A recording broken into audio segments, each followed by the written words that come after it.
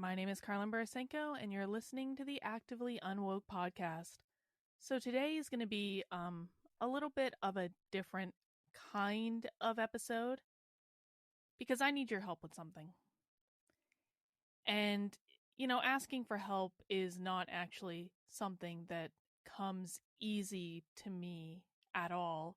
I don't like asking for help. I'm sure many of you can relate. I've always been very good at working on my own. I don't like relying on people for things.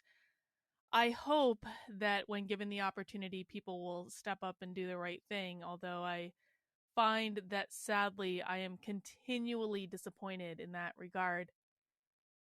But I hope if I explain what's going on and ask for your help, maybe I'll be pleasantly surprised. I hope I will be. So I have this crazy idea that infiltrating and gaining access to the trainings that the woke left is doing in person and online is actually one of the most effective things that we can do to expose to the general public what's going on. Over the past 2 years, I have gotten into numerous trainings. Many of them I have streamed on my website or my YouTube channel for Spy Stream.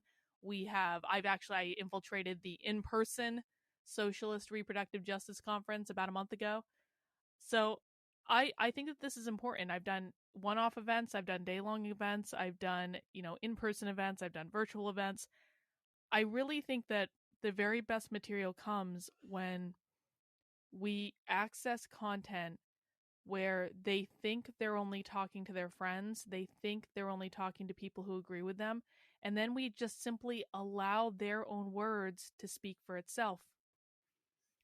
There are 3 more events that I have in mind that I would like to infiltrate this year. And these are not 1-hour virtual presentations.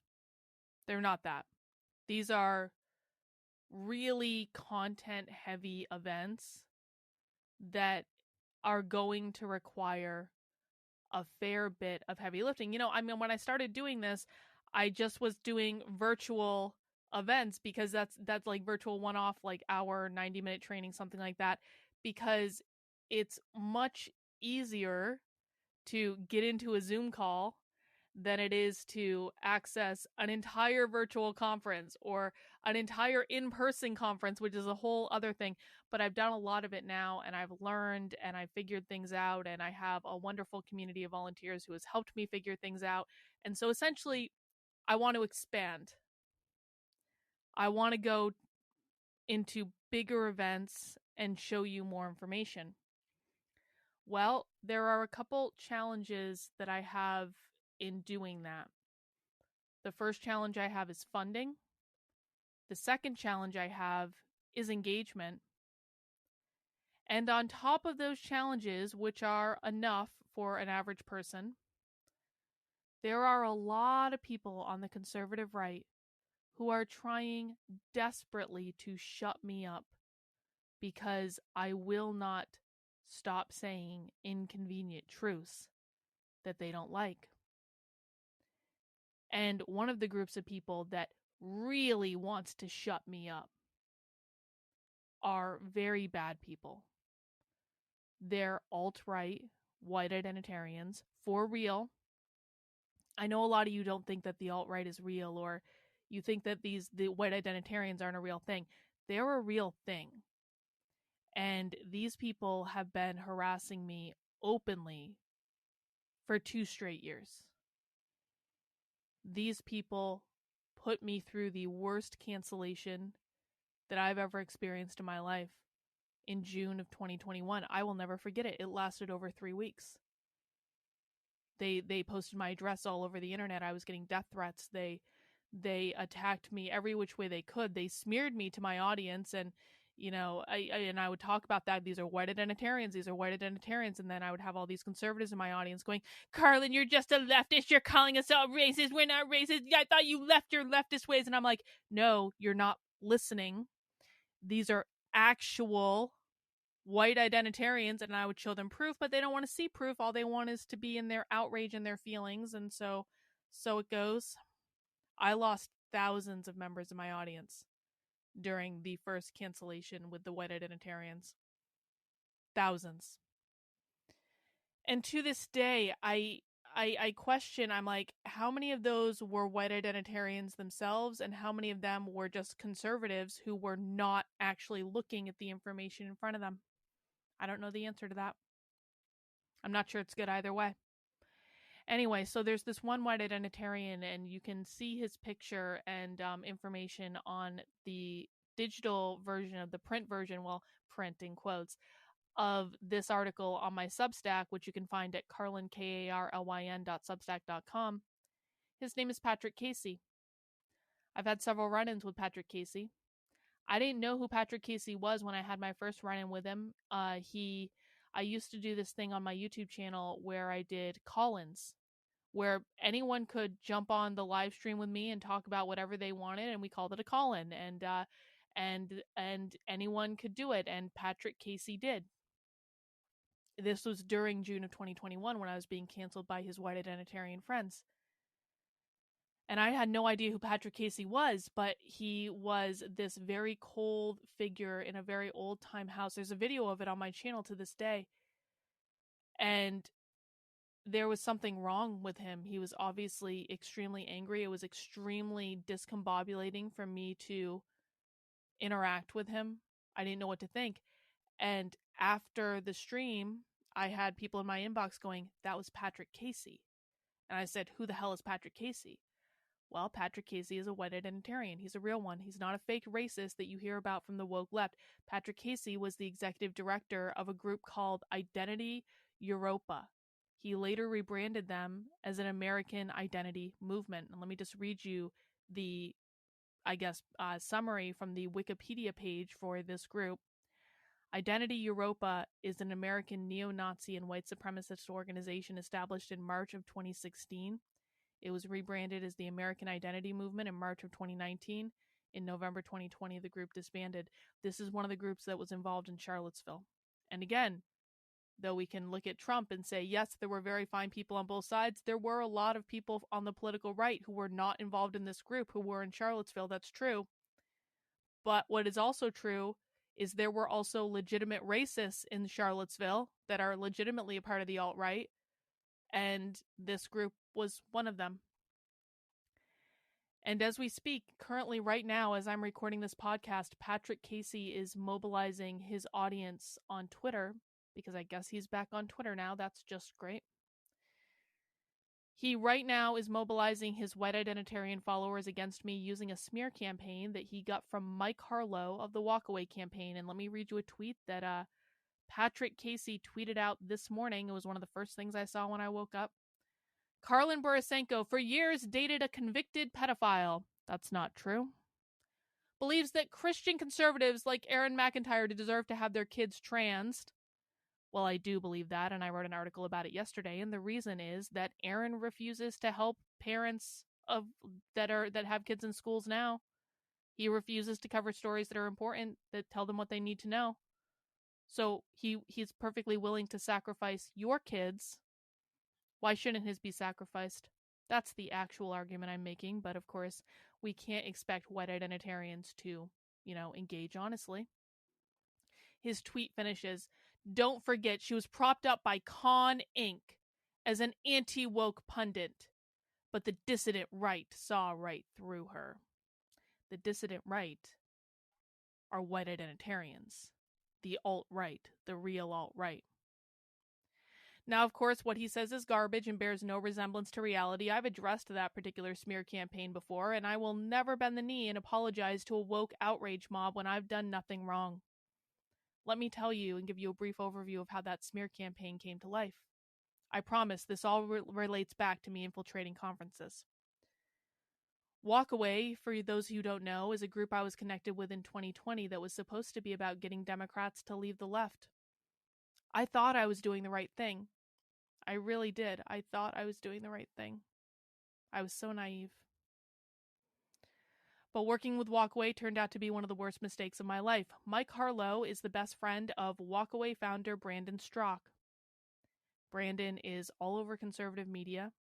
Brandon was a defendant in the January 6th trials because he attacked a police officer outside the Capitol. I wasn't with him at the time. I believed Brandon when he told me it wasn't him. I do not believe him anymore, to be quite frank about it. But I did at the time. And I'm loyal to people, and I had a friend go to prison for a crime he didn't commit. That's the basis of the smear campaign. My friend went to prison. He pleaded guilty to a crime he didn't commit because he was basically badgered into it by the government and by his lawyers, and was told that if he didn't plead guilty, he could spend the rest of his life in jail. And I know he didn't commit the crime, so I have and I stuck by him, and that's the basis of that smear campaign. But so I have some experience with people pleading guilty to crimes they didn't commit, and for the longest time I believed Brandon when he said he didn't commit it, and I don't anymore.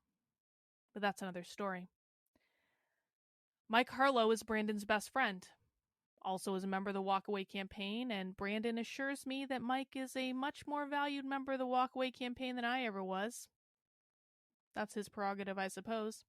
Mike Harlow became jealous that my platform grew astronomically larger than his did, and got his revenge by doxing my friends and spreading lies about me all over the internet, claiming I'm a groomer and a pedophile to discredit everything I've tried to build. Now, you might think that if he wants to destroy the work I'm doing, he's got something to replace it, right? Because surely Mike Harlow, as a good activist, will spend his time diligently breaking down the woke ideology and spend all his time researching what's going on to be able to show it to you. Well, no, Mike Harlow doesn't do that type of activism. What Mike Harlow does is he reads and complains on Twitter. He makes videos of himself mocking leftists. I don't even know if you can call what he's doing activism. He takes pictures of himself like an influencer in different poses because he used to be a model, and so that's the type of activism that you can expect from Mike Harlow. Is he'll do a pose, or he'll make a video that is all about him and not explain the woke ideology at all, but he will cry and make himself the star, because that's really the goal of all of this. So that's the type of activism that you can expect from Mike Harlow, while he is trying at the same time to get these smear campaigns that he has been spreading to people like Patrick Casey, who then spread them all over the internet. I promise this relates to the topic. But not for nothing, this is the same Mike Harlow that also spread the same smear campaign to Nick Fuentes and the Groypers, also on the alt-right, also identitarians. And if you go to the Substack where I talk about this, you will actually see a screenshot of Nick Fuentes' supporters in a live chat that I caught them in saying, Mike Harlow is a friend of the movement. By friend of the movement, they mean, well, they're anti-Semites, they're racist, real ones. That's what they mean. So that's who we're talking about. Why am I telling you this? Why does this matter? This is the type of experience I've had almost daily for 2 years.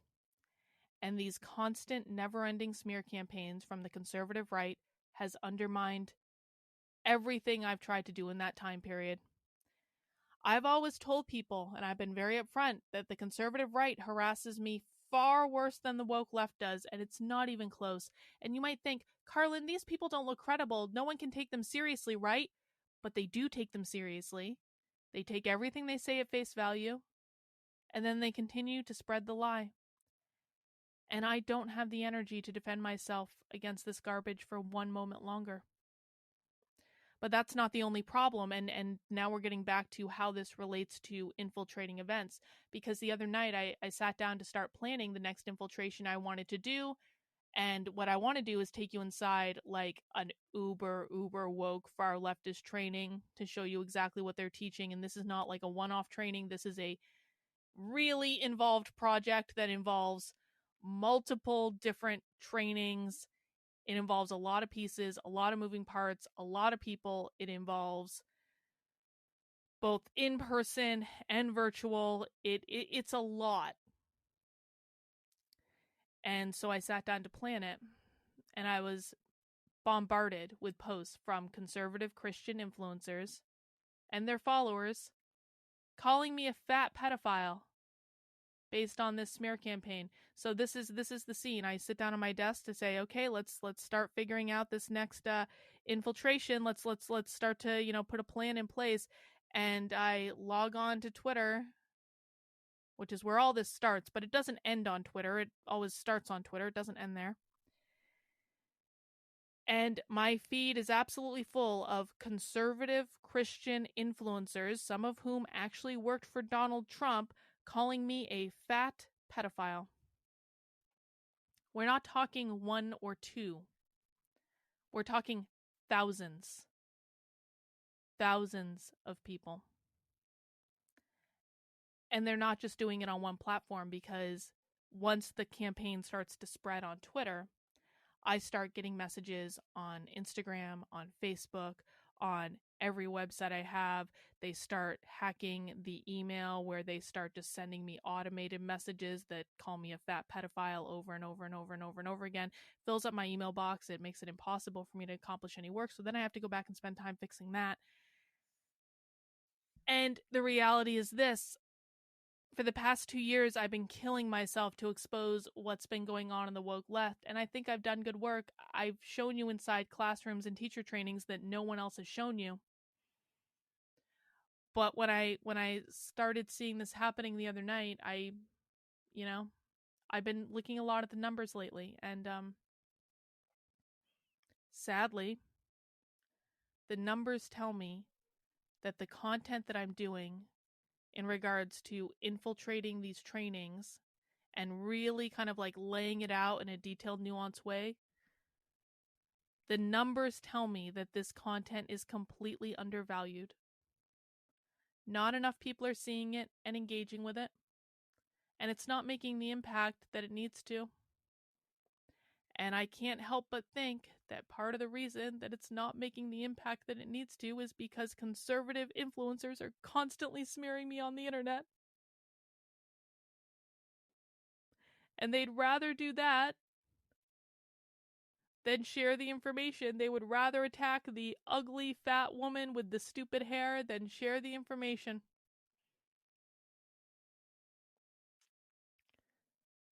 The numbers don't lie. And the numbers tell me that not enough people are engaging with the work I'm doing, and I don't know exactly why that is, but I do know that thousands of people will spend time harassing the awful fat pedophile. Conservative influencers on Twitter will drag me to their audience every day of the week, to their tens of thousands of people, completely undermining everything I'm trying to do. Every day of the week they do this. Well, not every day. I shouldn't say that. That's a little bit hyperbolic, but they do it very often. And while they're doing it, they never share the discoveries I've made with them. I don't even think most of them know. I don't even think most of them bother to look. Because, ooh, there's a fat, ugly girl. Let's harass her to get her to shut up. If I knew this was coming from the woke left, I could rationalize it, right? It makes sense that the woke left would be attacking me, but it's not. It's coming entirely from the political right, and it has been for a long time. And before anyone says, Carlin, those are not real conservatives, yes, they are real conservatives. Yes, they are. These are not fake leftists. These are not pretenders. These are people whose names you've probably heard of. Trust me, there's no experience more blackpilling than knowing you have a full video exposing how autistic children are being groomed in school, and you can't get anyone to watch it, and no conservative influencers will cover it because it's much more important to harass the fat pedophile with the stupid hair. So, I've made a decision. I want to infiltrate these events. I want to create this content. I want to do it more than almost anything. However, the only way I will do it from now on is if the community supports it. I can't control the incompetence of the conservative media and conservative influencers on Twitter. I can't control what they choose to cover. I can't control if people will sit their butts down and watch the damn videos that I've created for them. The dozens and dozens of videos that I've created showing exactly what's going on.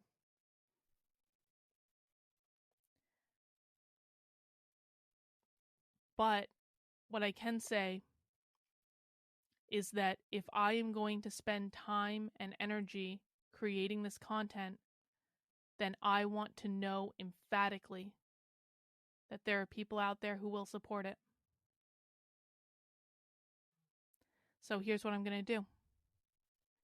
I'm going to set a perfectly reasonable and achievable goal for new paying supporters.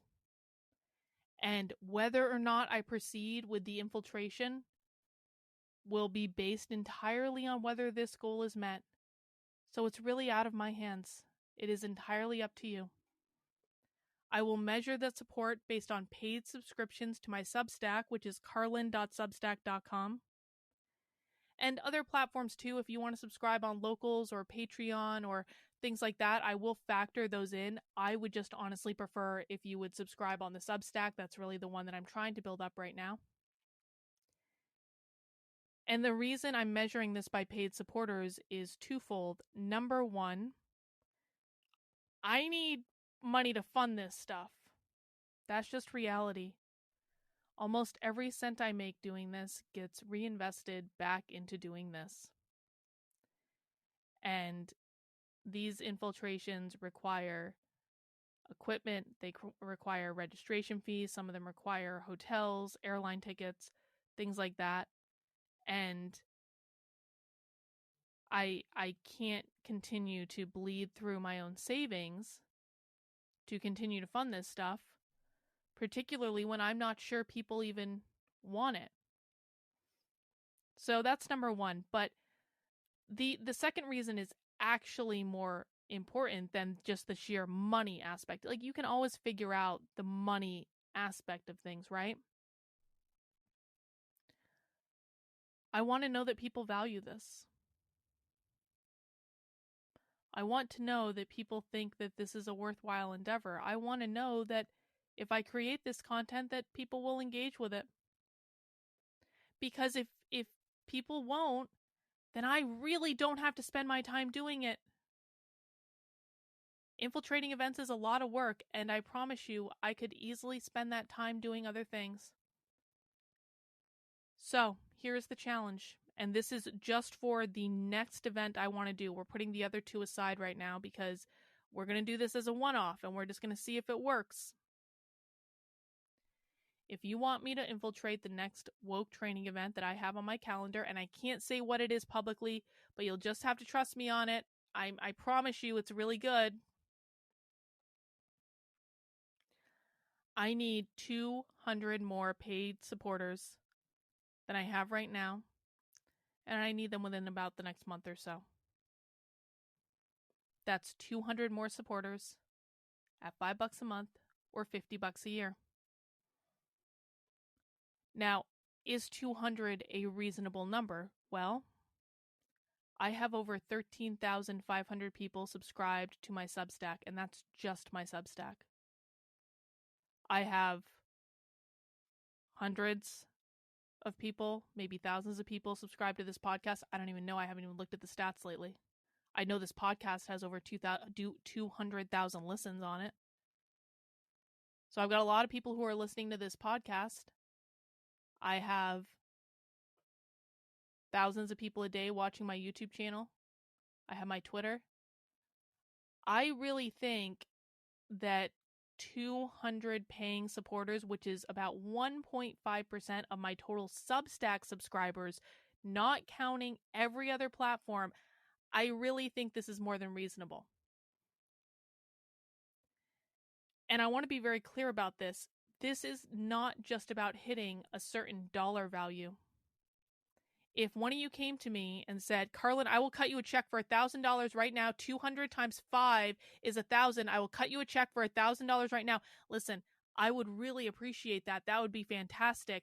However, it's not actually the point.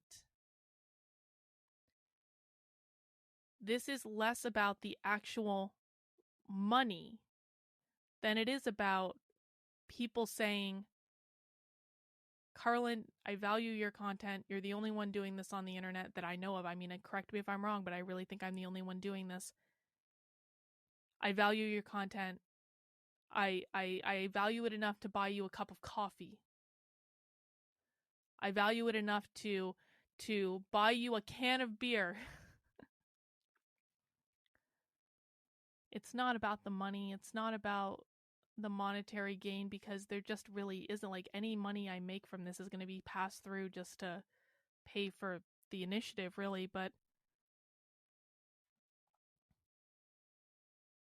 it's really upsetting to know how many people will engage with harassing me and will not engage with this, with some of the most important content that I've created.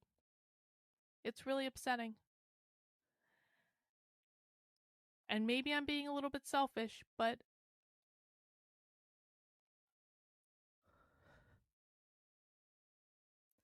if I have to spend every day of my life getting called a fat, ugly groomer by conservatives on Twitter and every other social media platform too, if my friends have to be doxxed, if my husband has to be dragged through the mud because they've drug him into this too, then I at least want to know that my work is valued. I want to know that it's all worth it. I want to know that people are engaging with it. I want to know that it's seen. And if I can't get 1.5% of my Substack subscribers to say, yes, this is something worth supporting for $5, then there's just really no other conclusion that I can draw than this type of thing is just simply not valued. And if it's not valued, that's fine. I really do mean that. No one should have to engage with or pay for any content that they don't like. I don't want to. I'm not intending to use this like fund this or else. That's not what this is. Like what you like, watch what you want to watch, engage with what you want to engage with. If it's not this, that's fine.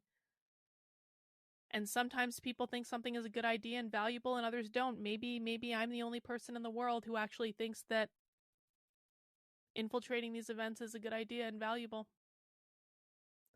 If you want to get your information about the schools off of what's on TikTok on any given day, that is your choice. I guess my hope, and I'm so even nervous to put this out there, I really am, but I guess my hope is that people will understand that nuanced content grounded in primary source documentation is a much better way to go if your interest in what is going on in the world is getting at the truth. I could be wrong, but I really, really do hope I'm not. Anyway, I would really like to be able to infiltrate these events and bring you content from them. But the reason that I've set this is kind of like a specific goal, a specific measurable goal, is that I don't want to be in control of whether or not I can do that. I'm now passing that control over to you. I've done everything I can on my own, and now I'm asking for your help. And I hope that you see the value in this and will consider supporting it. And if you want to support it, head over to, again, Carlyn, KARLYN.substack.com, and you can sign up for a subscription, $5 a month, $50 a year. There are options that allow you to give more if you want to.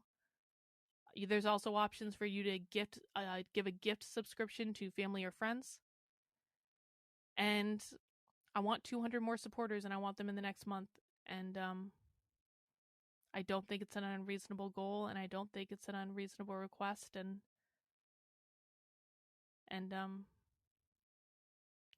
that's really all I can do, and I hope that we make it. I really do. Anyway, that's all I have for this one, guys. Thanks so much for listening. We'll see you soon.